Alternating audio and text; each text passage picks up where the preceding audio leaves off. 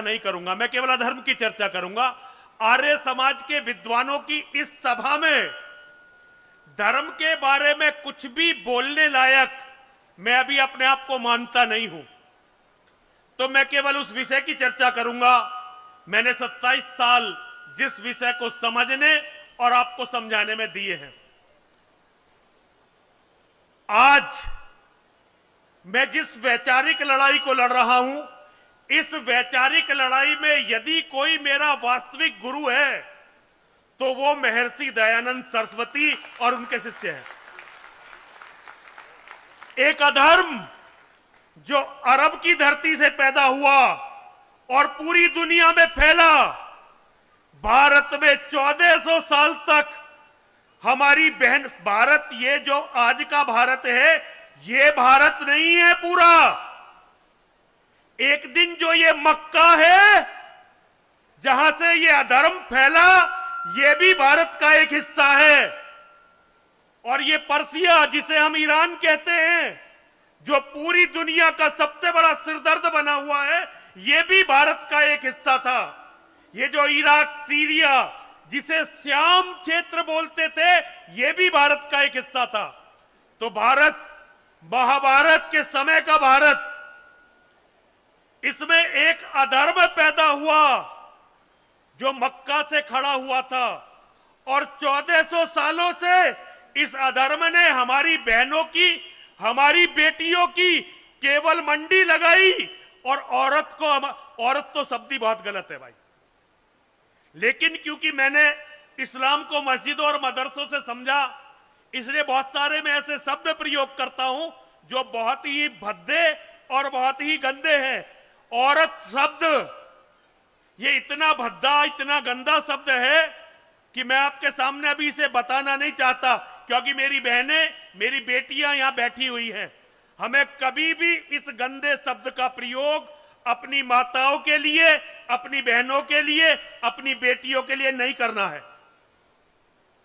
1400 साल तक हमारी बहनों की, हमारी माताओं की, हमारी बेटियों की मंडियां लगती रही। ये लुटेरे, ये हत्यारे, ये क्रूर अपराधी हमारे बेटों का कत्ल करते रहे, हमारे विश्वविद्यालय गुरुकुलों को जलाते रहे, हमारे मठ मंदिरों को तोड़ते रहे। लेकिन जो सनातन धर्म, जो वैदिक धर्म की बात करते थे, उन्होंने इसके बारे में कभी एक कागज भी नहीं लिखा। इस कागज को लिखने के लिए हमें तब तक इंतजार करना पड़ा जब तक महर्षि दयानंद सरस्वती का अवतरण इस धरती पर नहीं हुआ। मैं जिस वैचारिक लड़ाई को लड़ रहा हूं, देखो मेरे पास कोई हथियार वगैरह तो है नहीं, मैं तो केवल अपनी जुबान से एक वैचारिक लड़ाई लड़ रहा हूं। और उस वैचारिक लड़ाई के प्रवर्तक यदि दुनिया में कोई है तो वो महर्षि दयानंद सरस्वती हैं। पहली किताब हम लोगों की तरफ से, पहली किताब जिसमें इस्लाम की मीमांसा और इस्लाम के साथ चर्चा शुरू हुई, उसका नाम है सत्यार्थ प्रकाश।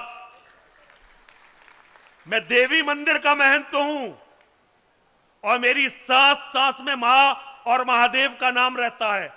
मैं जिस देवी का पुजारी हूं उसका नाम है वल्गामुखी, बगलामुखी। और बगलामुखी के बारे में क्या लिखा है सत्यार्थ प्रकाश में आप अच्छी तरह से जानते हैं। लेकिन उसके बाद भी मैं जानता हूं कि धर्म को बचाने की लड़ाई यदि किसी एक पुस्तक से आरंभ हुई तो उसका नाम है सत्यार्थ प्रकाश। हम यदि बचेंगे, और केवल सनातन धर्म नहीं, केवल हिंदू समाज नहीं, संपूर्ण मानवता यदि बचेगी तो वो महर्षि दयानंद सरस्वती की ऋणी रहेगी। लेकिन मैं आपको एक बात बता दूं, मानवता के बचने का समय दिन प्रतिदिन कम होता जा रहा है। और इसका मैं आपको एक कारण बताना चाहता हूं। कितना समय बोलना है मुझे? मैं एक आपको प्रैक्टिकल कारण इसका बताना चाहता हूं। मैं 10वीं क्लास में पढ़ता था और मेरे साथ एक लड़का पढ़ता था जिसका नाम था समद, और उसके भाई का नाम था बासित, दोनों 10वीं में थे, मैं हापुड़ में पढ़ता था। मैंने 1994 में एमटेक किया था। मेरे साथ जितने भी हिंदू लड़के पढ़े, एक को छोड़कर किसी ने भी अभी तक अपने बच्चों की शादी नहीं की। केवल एक लड़का, एक मेरा सहपाठी, जिसने अपनी बेटी की शादी कर ली। अभी मेरे बच्चों की भी शादी नहीं हुई। मैं तो भैया ग्रस्त का साधारण व्यक्ति हूं, साधु तो मुझे लोग वैसे ही कह देते हैं। लेकिन अब्दुल और बासित के 13 बच्चे और समद के 9 या 10 बच्चे, दोनों ने अपने पोतों की शादी कर ली। सबसे भयंकर जो समस्या है उस पर तो हम विचार कर नहीं रहे। सबसे बड़ी समस्या है सुअरों की तरह बढ़ती हुई इनकी जनसंख्या। अभी भारत के अति विद्वान हमारे गृह मंत्री आदरणीय अमित शाह जी, मैं उनकी जननी को प्रणाम करता हूं। उन्होंने अभी एक ट्वीट किया जो डिलीट कर दिया। उन्होंने कहा भारत की जो जनसंख्या बढ़ रही है, इस्लामिक जनसंख्या, केवल घुसपैठ के कारण से बढ़ रही है।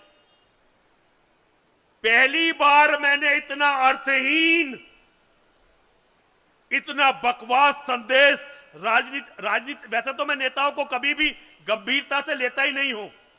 मेरे लिए हिंदू नेता, चाहे वो किसी भी पार्टी का हो, किसी दल का हो, किसी विचारधारा का हो, गली में भौंकते हुए एक आवारा कुत्ते से ज्यादा नहीं है। और ये मैं पूरी जिम्मेदारी के साथ कहना चाहता हूं। यही इमेज है इनकी मेरे मन में, चाहे आप उसे कितना ही गंभीरता से लें। पहले तो इनके कहने का कोई अर्थ हुआ भी करता था। आज बड़े से बड़ा नेता कुछ भी कह सकता, उसे नहीं पता कि अगले क्षण वो इसे काटने वाला है, अपनी बात को या रखने वाला है। बढ़ती हुई मुसलमानों की आबादी केवल भारत का नहीं, पूरी दुनिया का सबसे बड़ा संकट है। उन्होंने मेरे देखते देखते, शास्त्री जी, एक पीढ़ी का अंतर तो ऐसे डाल दिया। बहुत कम लोग हैं हम हिंदुओं में जिनके 2 से ज्यादा बच्चे हैं, और मुसलमानों में ढूंढ लेना, अगर तुम्हें 3 से कम बच्चों वाला कोई मुसलमान मिल जाए, जो बड़े बड़े आईएएस आईपीएस अफसर है ना, दिखाने के लिए बताते हैं हमारे 2 बेटे हैं, वास्तव में उनके भी 6 या 7 बच्चे होते हैं। और इसका जब आप गणित के हिसाब से अर्थ लगाओगे, क्योंकि मैं बेसिक रूप से धर्म प्रचारक नहीं हूं, मैं एक गणितज्ञ हूं। अगले केवल 10 से 15 सालों में भारत के अंदर, केवल इस विखंडित भारत के अंदर 150 करोड़ मुसलमान होगा। अभी भी नेता झूठ बोल रहे हैं। भारत में कम से कम 35 से 40 करोड़ मुसलमान हैं, कम से कम। और अगले 10 से 15 सालों में ये जो इनकी नन्ही फौज घरों में बंद है ना, अभी जो आपको सड़कों पे नहीं दिखाई देती, जो इन्होंने मदरसों में पाल रखी है, जब ये सड़कों पर आएगी और बच्चे पैदा करेगी तो ये समझ लेना 10 से 15 सालों में इनके 150 करोड़ आबादी होगी। और हमारी आबादी, हम जैसे बूढ़े लोग तब तक मर चुके होंगे। और पैदावार की दर कितनी है ये आप मुझसे अच्छी तरह जानते हो। मैं स्वामी सच्चिदानंद जी को बहुत बहुत प्रणाम करता हूं। मैं ये समझता हूं कि जिस कार्य को मैं अधूरा छोड़कर चला जाऊंगा, स्वामी जी उस कार्य को पूर्ण करेंगे और हम मानवता और धर्म की रक्षा कर पाएंगे। मैं स्वामी जी का ध्यान एक विसंगति की तरफ दिलाना चाहता हूं, जिसे हर जगह बोलना अब जरूरी है। मैं गिनता रहता हूं, अरेस्टी के जब 1000 कार्ड आ जाते हैं, बड़ी मुश्किल से 50 या 60 कार्ड जसूटन के आते हैं। हमारे लोग लगातार मर रहे हैं, और जितने मर रहे हैं उतने पैदा नहीं हो रहे हैं। और उनके यहां पैदावार इस तरह से है कि आप सोच नहीं सकते। मैंने इस्लाम को किताबों से नहीं पढ़ा, मैंने इस्लाम को मस्जिदों से और मदरसों से पढ़ा है। उनकी योजनाओं को जितना मैं जानता हूं शायद हिंदुओं में कोई नहीं जानता। मैं आपको बताना चाहता हूं, आपके घर में पैदा होने वाली एक एक बेटी उनके निशाने पर है, आपका एक एक बेटा उनके निशाने पर है, आपका एक एक मकान, आपका एक एक फ्लैट, आपकी जमीनों का एक एक इंच टुकड़ा उनके निशानों पर है, आपका हर मठ, आपका हर मंदिर उनके निशाने पर है। और जिस दिन भारत का शासन उनके हाथ में आया, देखिए ये केवल 2029 में हो सकता है और कोई भगवान की अति कृपा हम पर हो गई, 2029 में भारत का प्रधानमंत्री मुसलमान नहीं बना, 34 में धरती की कोई भी ताकत इसे रोक नहीं सकेगी, अभी लिख के रख लो। और जिस दिन भारत का प्रधानमंत्री मुसलमान बना, पहला काम जिसे हमारे हिंदूवादी बड़ा बताते हैं, सबसे पहला मुसलमानों की भीड़ इकट्ठी होगी और जाकर अयोध्या के राम मंदिर को तोड़ेगी। सबसे पहला काम होगा ये। और उसके बाद क्या होगा, हां वो खुद कह रहे हैं, उनके हजारों भाषण हैं इसमें, हमने बस कान बंद कर रखे हैं। और उसके बाद क्या होगा, अगले केवल 20 सालों में 40% से अधिक हिंदू मर्दों का कत्ल होगा, 50% से अधिक हिंदू मर्द अपनी इच्छा से, वो जो अति गरीब हैं, जिनके पास कुछ भी नहीं है, वो किसी भी जायदाद वाले का कत्ल नहीं करेंगे, अगर धर्म परिवर्तन नहीं करेंगे जायदाद वालों का, जायदाद वालों का तो कत्ल करेंगे, धर्म परिवर्तन केवल उनका करेंगे जो अति गरीब हैं। आपको जो अपने ये फ्लैट, अपनी कोठियां इतनी प्यारी हैं, इनमें आपके बच्चों के कातिल, आपकी बहन बेटियों के बलात्कारी रहा करेंगे। 50% वो लोग जिनके पास कुछ भी नहीं है, उनका धर्म परिवर्तन होगा। थोड़े बहुत जो बच जाएंगे बड़े भाग्यशाली होंगे कि सनातन हिंदू होने के बाद भी बच जाएंगे, वो या तो विदेशों में रहेंगे या रिफ्यूजी कैंपों में रहेंगे। और 100 की 100% मेरी माताओं के साथ, मेरी बहनों के साथ, मेरी बेटियों के साथ बहुत क्षमा मांगते हुए कहता हूं, सबको सामूहिक बलात्कार करके या तो मंडियों में बेच देंगे या अपनी रखेल बना लेंगे। और ऐसा उन्होंने धरती के बहुत सारे टुकड़ों में कर दिया है। मैं एक भी बात वो नहीं कह रहा जिसे मैं साबित ना कर सकूं। मैं केवल सच बोलने के लिए सन्यासी बना हूं, मुझे झूठ नहीं बोलना है और ना ही मेरा कोई लालच है। मैं जितने भी काम करता हूं उन्हें परमात्मा को समर्पित करके करता हूं। पूरा हो तो अच्छा, ना हो तो और भी अच्छा।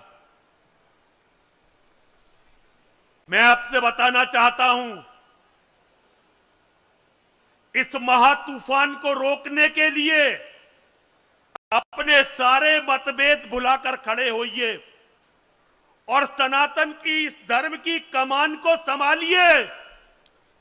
भारत से संदेश पूरी दुनिया को भेजिए कि ये हत्यारे हमारा कत्ल करने के बाद पूरी दुनिया को नहीं छोड़ेंगे। अगर दुनिया को जीवित रहना है तो भारत को भी बचाना पड़ेगा। भारत के साथ ही मानवता भी समाप्त होगी। मेरी बात लिख के रख लेना। मैं सभी हिंदू धर्मगुरुओं से कहता हूं, आर्य समाजी तो मेरे लड़ाई के गुरु हैं। मैं आपसे भी निवेदन करता हूं, हमारे बहुत सारे मतभेद होंगे दुनिया में और लोगों के साथ, लेकिन आज पहले इस कैंसर से, ये इस्लाम नाम का जो कैंसर है धरती पर, पहले इस कैंसर को मिटाना जरूरी है, उसके बाद कोई और काम देखा जाएगा। पूरी दुनिया को एक करिए। मुझे तो मेरी मां और महादेव ने साधन नहीं दिए, मैं तो यही डांसने में रहता हूं। सबसे निकृष्ट साधन विहीन सन्यासी, सबसे निकृष्ट। क्योंकि जब मैं नेताओं के खिलाफ यह बोलूंगा तो नेता मेरे बारे में क्या सोचते होंगे यह भी आप समझ सकते हैं। तो भाई मैं आपको बताना चाहता हूं, अपने बच्चों का भविष्य किसी भी नेता के ऊपर मत छोड़िए और धर्म की लड़ाई के लिए तैयार होइए। मेरी माताएं, मेरी बहनें, मेरी बेटियां, जरा कुछ बच्चे पैदा करें, एक बच्चे की बीमारी से छुटकारा पाएं। सत्यार्थ प्रकाश कहता है, हमारा वेद कहता है, एक बेटे के होने से तो बेटे का ना होना अच्छा है। और हमें तो किसी ने बताया नहीं, हमें तो केवल इतना बताया, मनिहारे का भेष बनाया, कृष्ण चूड़ी बेचने आया। लेकिन आपके लिए तो थोड़े दिन पहले ही महर्षि दयानंद सरस्वती बचा के गए हैं कि कम से कम 10 बच्चे होने चाहिए। आप उनकी बात क्यों नहीं मान रहे? हमें तो बताया नहीं किसी ने, हमें तो इतना बताया कि तुम करने वाले कौन? तुम केवल भगवान का नाम लो, तुम बचाओगे भगवान को, तुम बचाओगे मानवता को। लेकिन आप तो इस बात को समझिए, अगर हमारे घरों में मर्द नहीं होंगे तो मेरी बहनों, मेरी बेटियों, मेरी माताओं, तुम्हारी लाज कौन बचाएगा? क्या ये शिकारी बचाएंगे जो इस इंतजार में हैं कि एक दिन हमारी नंगी बहन बेटियों की मंडी लगानी है? मेरे गुरुजी बीएल शर्मा प्रेम सिंह शेर पाकिस्तान से आए थे और जिस तरह से वो पाकिस्तान के हिंदुओं का दर्द बताते थे, मैंने केवल और केवल अपने महाशय जी में वो दर्द देखा था। बाकी किसी भी पंजाब से, हमारे जो ये महात्मा जी हैं भाटिया जी, ये भी इसी तरह की कुछ बातें कर रहे हैं। वरना मैंने किसी पंजाब से आए हुए लोग यहां हमें हिंदू मुस्लिम भाईचारा सिखा रहे हैं। अपनी बहन बेटियों को खोकर जो लोग आए थे और आज मुसलमानों की पैरोकारी कर रहे हैं। आप इस बीमारी से छुटकारा पाइए। मेरी माताओं, मेरी बहनों, मेरी बेटियों, मेरी बात याद रखना, एक दिन हजारों इन आदमखोर पागल कुत्तों की भीड़ तुम्हारे घर के सामने खड़ी होगी और बचाने के लिए कोई पुलिस नहीं होगी, कोई फौज नहीं होगी, कोई नेता नहीं होगा और मेरे जैसा कोई पाखंडी भी नहीं होगा। तब तुम्हारे घर में कितने बेटे हैं और तुम्हारे बेटे कितना लड़ने के लायक हैं, केवल वही अंतर डाल सकते हैं। बाकी परमात्मा भी उस दिन बचाने नहीं आएंगे। अपने और किसी को बचाओ ना बचाओ, आप सब इस लायक जरूर बन जाओ कि चाहे पूरी धरती हमारे विरुद्ध हो जाए, कोई भी मेरे परिवार को उंगली नहीं लगा सकता। जिस दिन इस लायक हो जाओगे, हम पूरी धरती पर सनातन का झंडा लहरा देंगे। मैं पुनः आप सभी को, जितेंद्र भाई को, स्वामी जी को, आप सभी को पुनः पुनः बहुत बहुत साधुवाद देता हूं। आप धर्म की जिस लड़ाई में लड़ रहे हैं, मैं सदैव आपके साथ हूं और सदैव आपके साथ रहूंगा। हर हर महादेव, हर हर महादेव, हर हर महादेव।